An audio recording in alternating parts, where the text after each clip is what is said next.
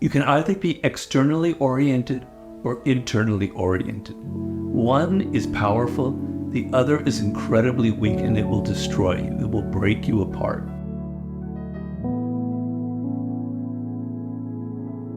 How do we resist the temptation to conform to others people's expectations of us, right? I'm going to sound like a broken record, but it all comes back to the same principle that I laid out in Mastery, and I've also alluded to in my other books.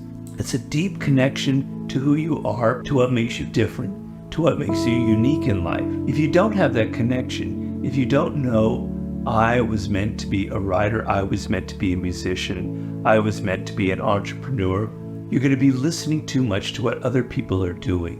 You're going to be listening to what people say is cool on social media. You're going to be paying too much attention to what people expect of you. And you'll be thinking too much of them and not enough about yourself. And I tell you, it's extremely dangerous in this world today.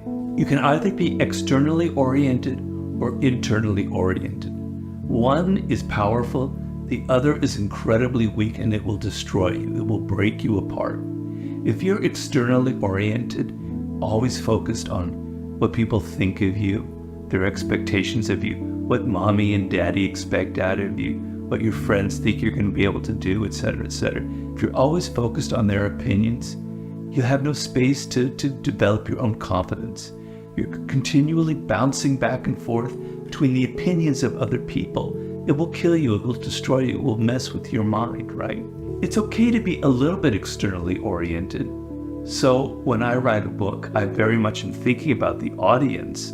I want to please them, I want to excite them, I want to educate them. But if I thought only about them and about how many books I sell, etc., I would become incredibly neurotic, because all my attention would be to how many books did I sell? Oh, they're not selling as well this week. Oh, I'm not impressing these readers or not.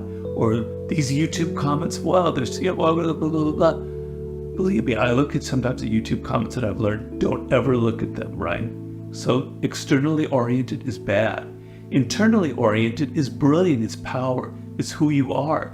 It means this is my expectation of myself. I expect me to become incredibly successful in creating this podcast because it's important to me. And if I fail, if I'm not reaching it, that's okay, because I can deal with it internally. It's not because people told me you're a failure or you're bad. It's because I think I'm not reaching my potential. And then it kind of motivates you. It doesn't make you feel down. It doesn't make you feel beat up on yourself. It motivates you. Whereas if you listen to other people, to their opinions, to their YouTube comments, to their bitchiness, to their whininess, it'll beat you up, and you'll never be able to reach the goals that you want to reach in life. So the answer is to become internally oriented, to know what you want, to know what your goals are, to know what your desires are, to know what makes you unique, and to put your focus on that and not on other people's expectations of you.